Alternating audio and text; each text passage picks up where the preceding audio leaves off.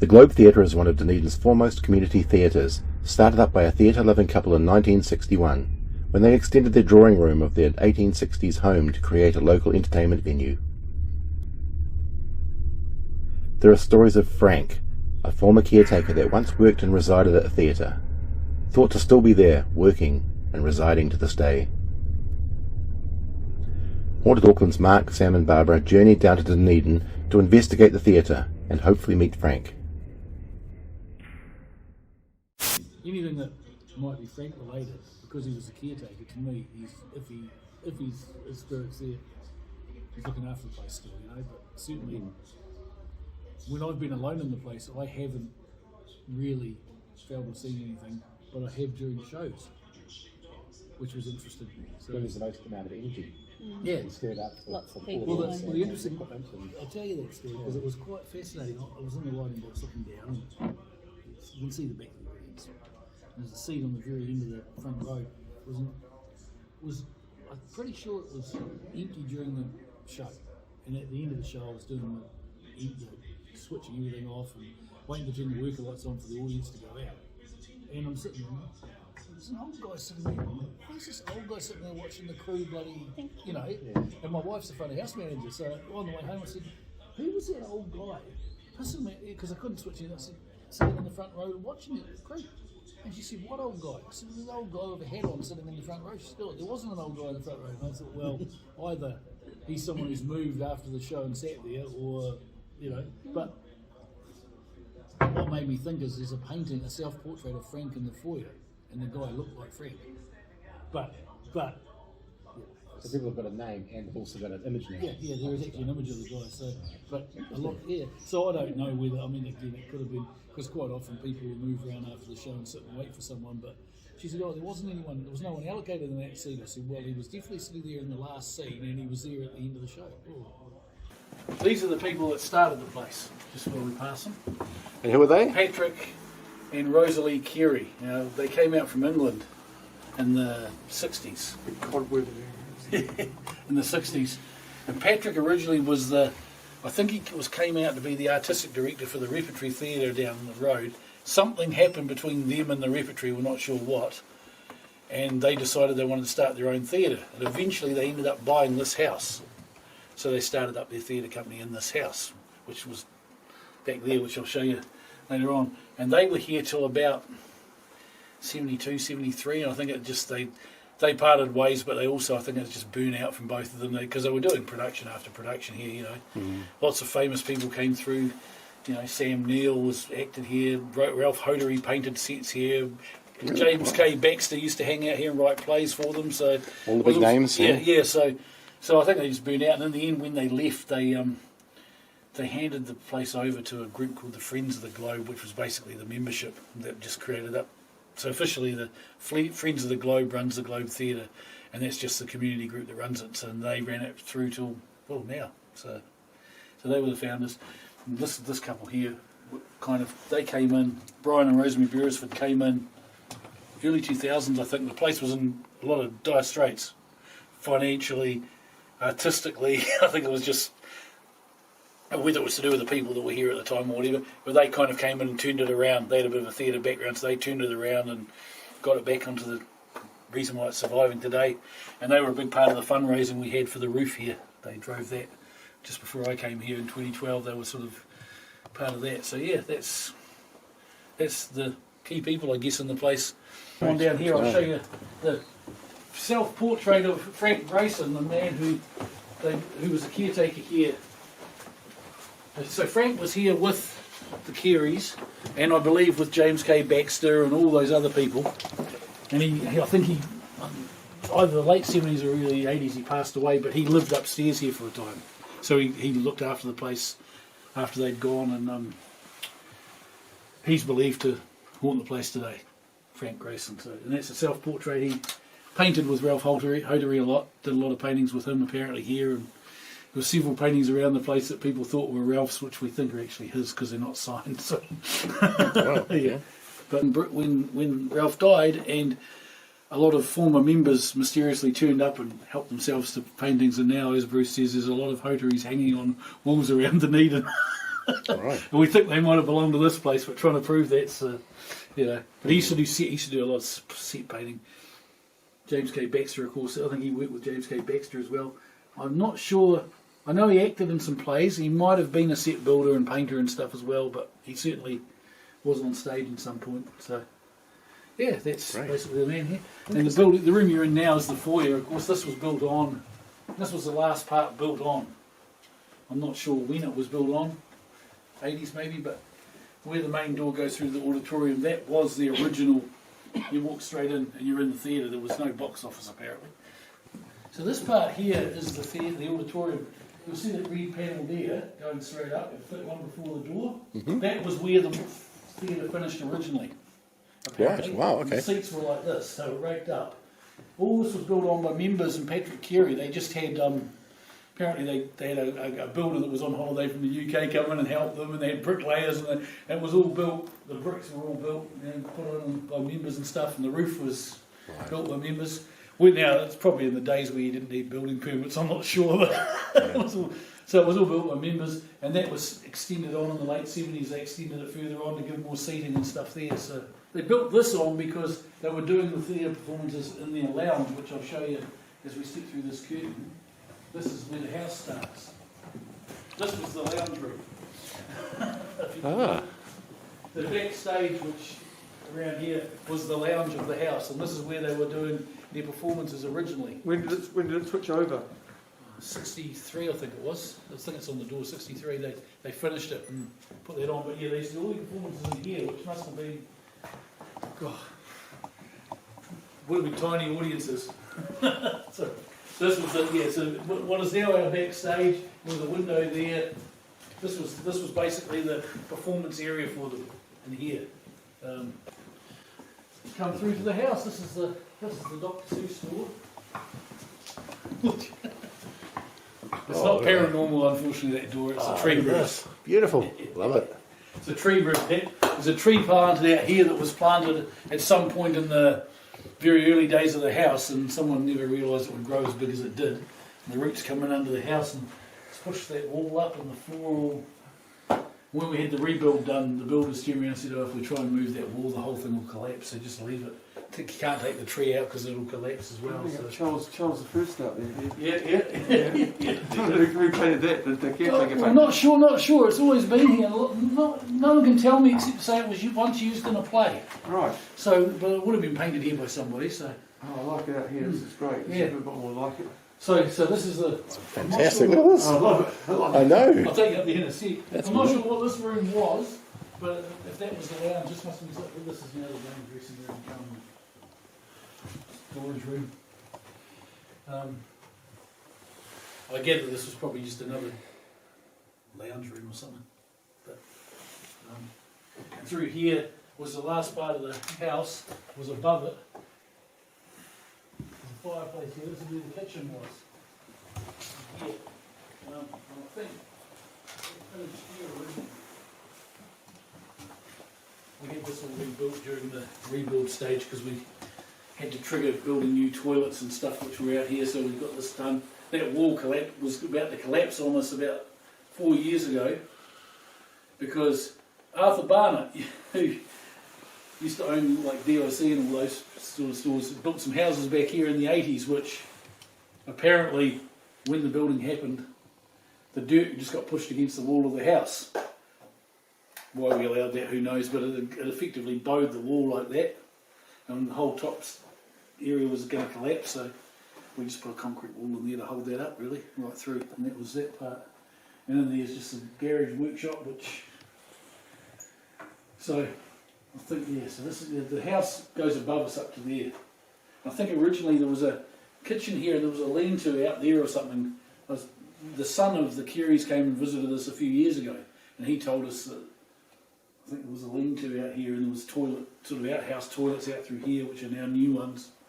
And he explained to us there was a back staircase going down there too, because he said that J.K. Baxter used to turn up on Sunday mornings and throw stones at his window, which was down the end there. because he wanted to so get. annoying. He wanted to get attention. He wanted to get attention of his, go and get your dad or finished a play or something. Apparently, the story was that Baxter used to walk from wherever he lived in Dunedin. I've got this play. So, come up these back stairs apparently. So, yeah. So that's this part. I'll take you upstairs and show you what we've got up there, which is where obviously the family lived. But Frank apparently lived up there. They got turned into a flat up there at some point for him to live in as the caretaker.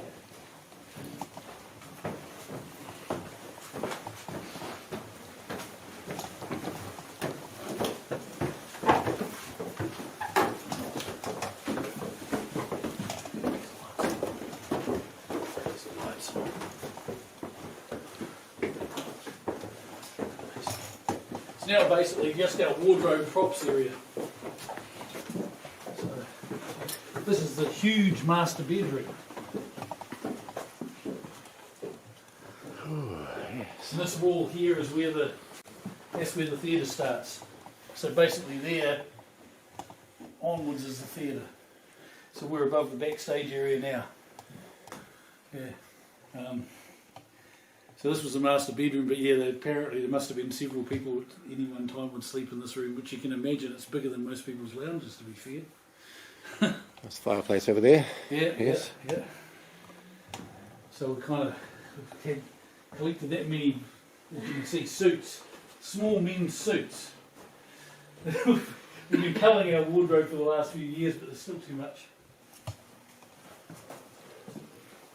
I think this one here was Frank's bedroom when he lived up here. This is what I've been told.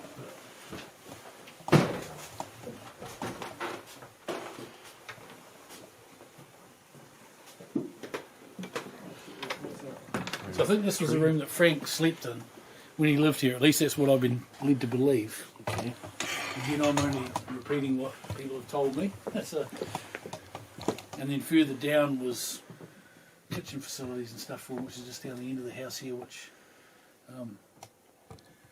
apparently people of other ghost teams have claimed to have experiences in this room, apparently, but only the woman or something, so who knows. Ah, I don't know.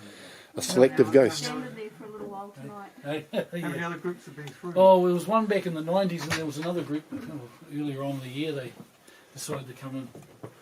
They were mainly women, so they all came upstairs here and claimed to have an experience in this room. I'll come up later. I'll let you know. No, there's a... Oh, it didn't work.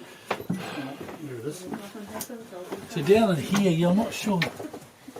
This part here is kind of out between the kitchen and the workshop, and this was apparently Frank's kitchen area. But at one point, that was where Christopher Carey slept, and there was a stairway there apparently. That's where old James K. Baxter used to come in, I'm told. Right. So yeah, as you can see, this was quite a small place for him to live, but no doubt he just wandered around downstairs. I would have. As you can see, we've been given thousands of shoes. My wife's got a wardrobe full of them if you want more. Yeah, no. Does she want more? See my girlfriend's collection.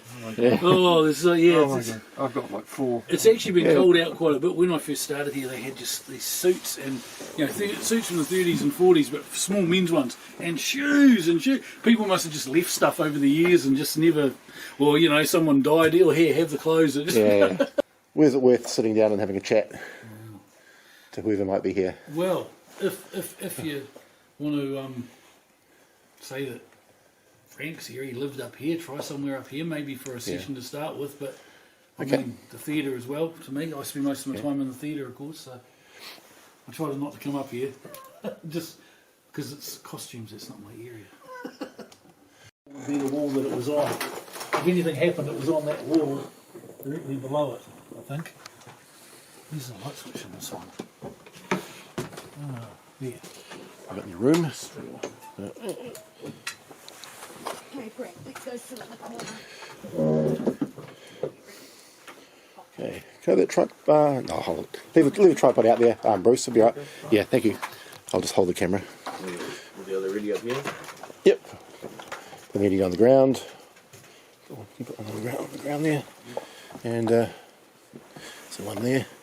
Just scatter them around so we can see them. Thank you. You want to come in? Frank's away if he wants to come in. Frankie. He keeps trying to shut the door anyway.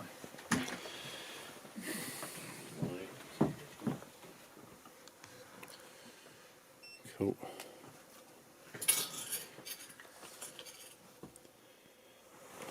So we're here tonight to just talk to anybody that might be still residing here. If they'd like to come out and chat, we'd love to hear from you.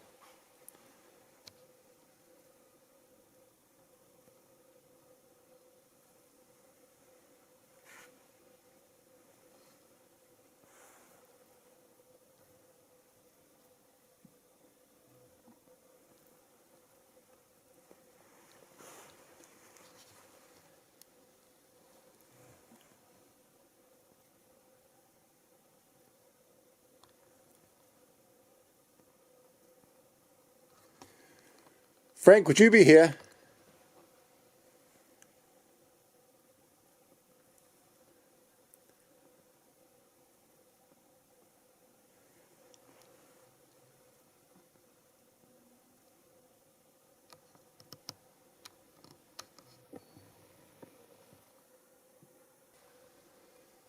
We've travelled quite a distance to speak with anybody that's in this theatre. We're in the Globe Theatre right now. And some of us have come all the way from Auckland, and a couple of us here live in Dunedin, in your fine city. So we're here tonight to just talk to anybody that might be still residing here. If they'd like to come out and chat, we'd love to hear from you.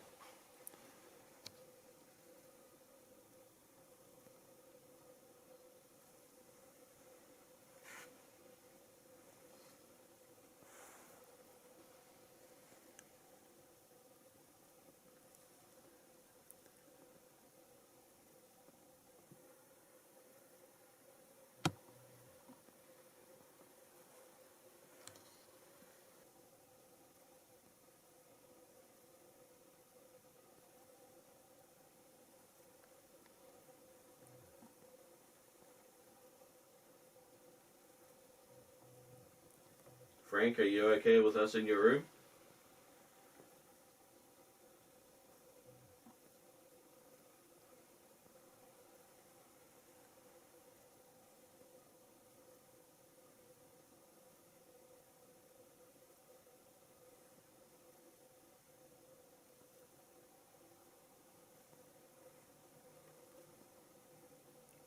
This is the room that a previous group of visitors claimed to feel a bit more uncomfortable and feel things in. So if you're in here, here's your chance to make us feel the same way.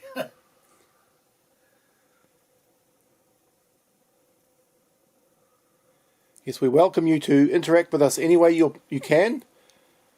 We're not sure how you're able to do it, or if you're able to do it, but if you are, we would greatly appreciate you giving it a go and just trying to interact with us in some way. Just let us know that you're here. That's all we ask.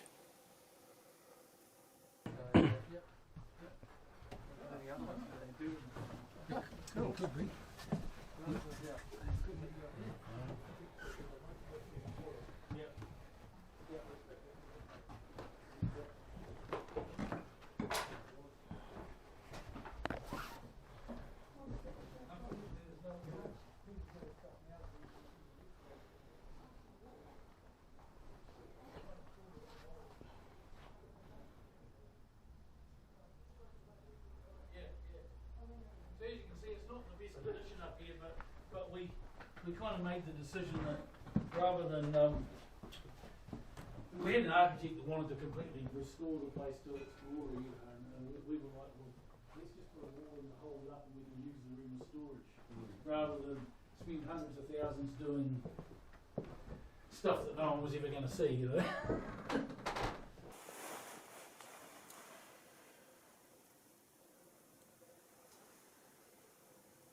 Right, we've come here tonight to try and talk to anybody that might be in this building. If there's anybody here tonight that would like to come and speak with us, we'd love to hear from you. Some of us have come from Auckland, We've travelled a long way, so it'd be really nice if you could come and tell us about yourself or come and join us.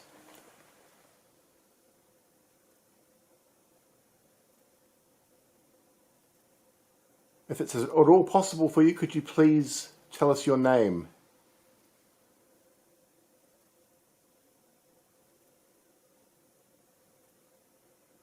There's a few boxes on the floor with lights. If you are able to touch any of those boxes on the floor, it may set off a light. If it flashes, it may be an indication that there is something here, that you are here with us. If you could at least give it a try, please. Just touch one of those boxes. They won't hurt you. They will just light up if you're nearby. So we'd like you to try that, please.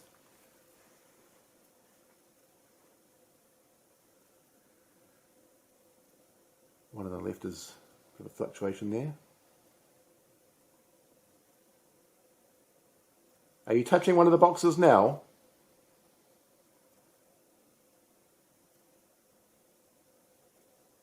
There's been quite a bit of fluctuation between both boxes. Okay. But just by 1 point, so Yeah. I'm not putting it down to Sorry. anything. Very subtle. Yeah. And it could just be drafts as well. Just little breezes and drafts that could be changing it. Being here. Yeah. If you can you come upstairs and come and sit with us, please? Come and have a chat.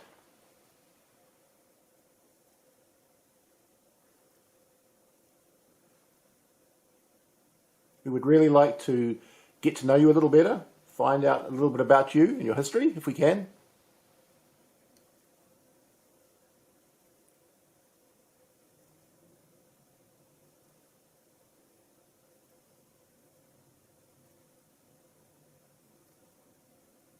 We have some recording devices with us tonight. They're able to record images and perhaps your voice, because they can record sound. So if you're able to, please speak into them. Speak into the devices and it may record you, so we can listen to it later. Some engine noises for the recorders in the background.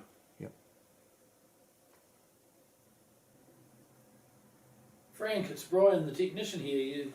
I spend a lot of time in the building with you. I've got my friends from Auckland here and Bruce, who's from just down the road. I've told some of the history, but you lived it, so come and have a chat and see if I got the history right and you need to fill in some gaps.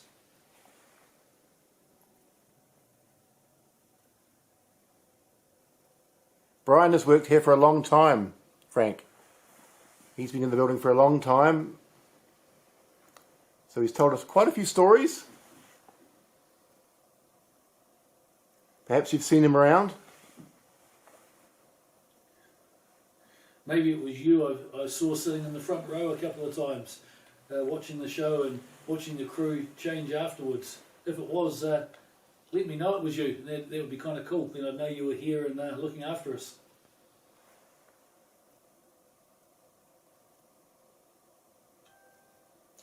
Is your phone going, eh? Yeah, that's my phone, Naughty. Naughty.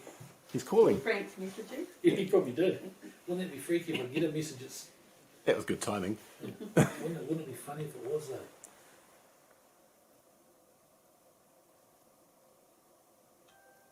Suddenly got a message. Brian, it's me, Frank. Yeah. Pick up your phone. Well, it'd be an interesting. We've discovered that they can talk to us through text if it was. Frank, you've been accused of pushing a woman down the stairs. How do you feel about that accusation? Was it you?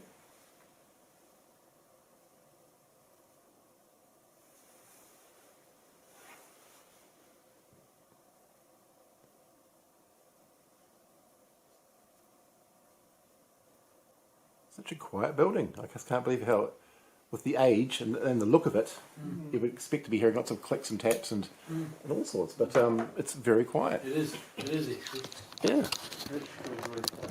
When I've heard them from the house when I've been down in the auditorium, but that, to be fair, that was pre us putting that back wall in, so maybe that concrete back wall holding the place up stopped a lot of the noises perhaps, I don't know, but you know. But to be fair, I don't pay much attention to the noise when I'm working here. It's just the building, you know. We don't mean any harm or disrespect. We're here purely out of curiosity and friendship and a genuine interest in the theatre and its history and those that used to work here. What's that? Sam. Is it a fart? He coughed. Was it a cough? See, that's what I'd do if I was a ghost. I'd fart. It's unique, you see, then they'd know. Then you'd know. Both the sound and the smell, isn't it? Yeah, exactly. Well, yeah, maybe it is the smell as well, but the noise would be funny enough. What does a ghost fart smell like? Well, exactly. Sulphur. Silver, maybe? Like death? Who knows? We had this Agatha Christie did a poem that was part of the play, and the set builder had forgotten to build a frame for it. He said, "Oh, I'll just cut one of these paintings out." So the joke was, "Don't do that. It's Frank's. It'll annoy him." So every night on the set, at the end of the night, he'd come in the next day and the painting was slightly on an angle. But whether it's just how paintings move, so of course I'd stir everyone up and go, "Look, see, he's act off. He's act off." The set builder would just brush it off and go, "I don't care." Yeah. I'll show you what this common thing happened when we were down here too. Yes, with the stairs on the corner. Yeah. And in fact, I think that's where it was in the corner. Just with how skinny it is. Yeah, it's how quite stiff awkward it those is. stairs are. Yeah, he's not Sorry, moved, sure. just for the camera, just repeat. Yeah, What you that's thought? probably what it was, yeah. Yeah. Yeah. Okay, I can actually see the light from the way. Yeah, yeah. Okay. That's actually a hallway. I can't quite see what's in there. Yeah, it's a Okay, debunk that one. Debunk that one. So that was the voice that you thought you heard. Yeah. Down And the at the hallway. time when it was just black that I couldn't see that there was a Yeah. corridor there. There's a corridor, sorry, excuse me. Goes all the way through here. So that goes all the way through to the room that Mark and I were standing in. And there's Mark there. Oh. Yep. Good.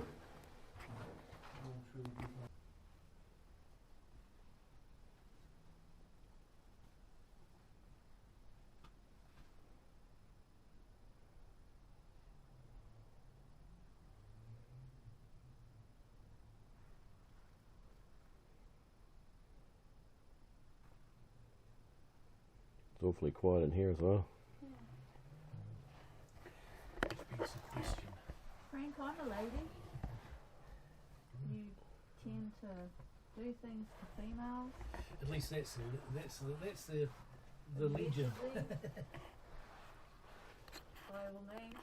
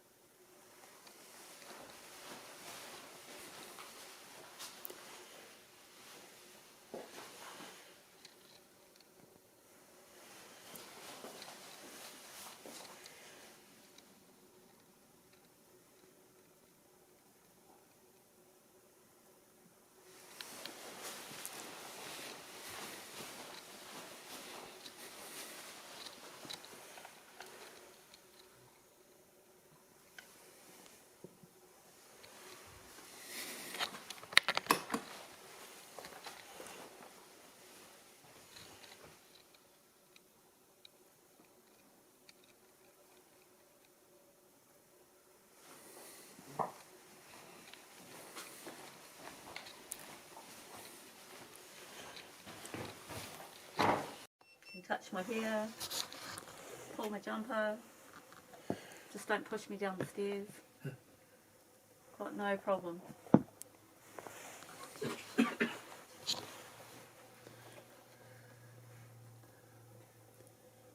Would you be up to sitting in here by yourself?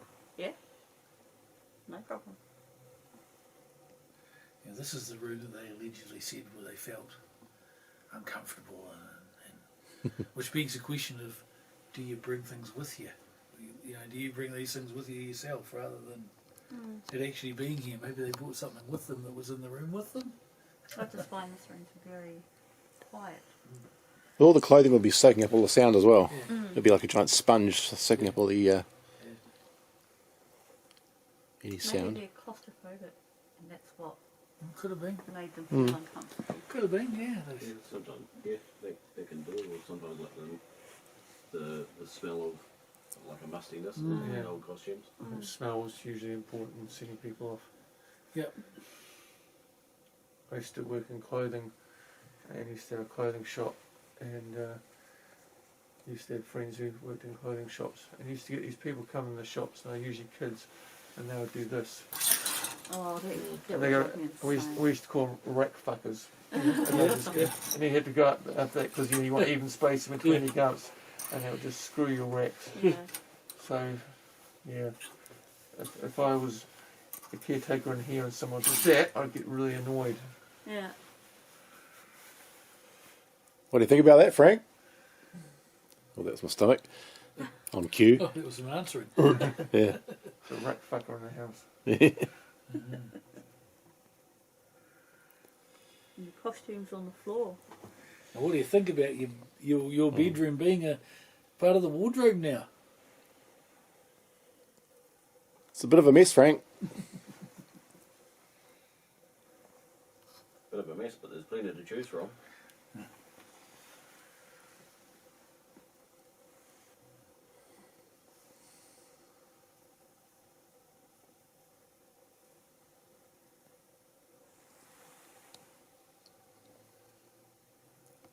You able to push this light bulb, Frank?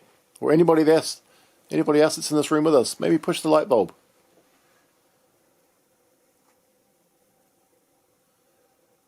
Give it a little tap and make it move.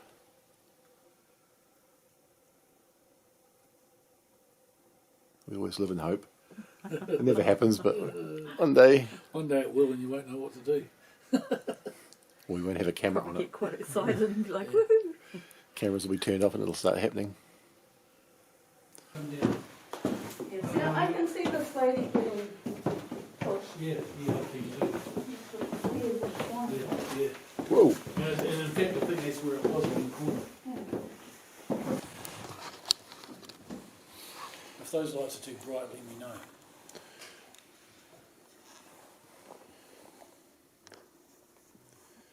That's fine.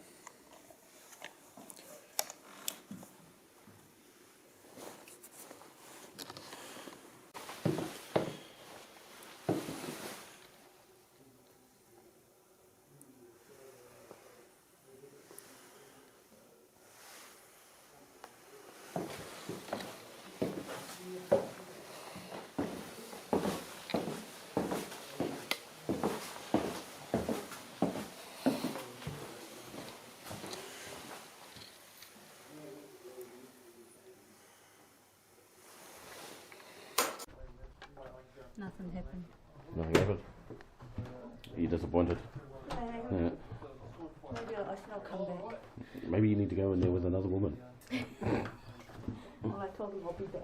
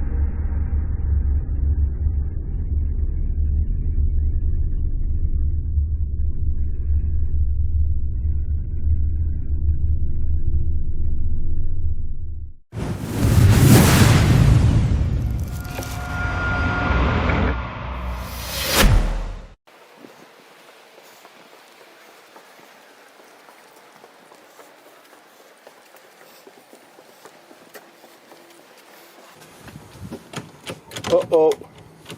Uh-oh.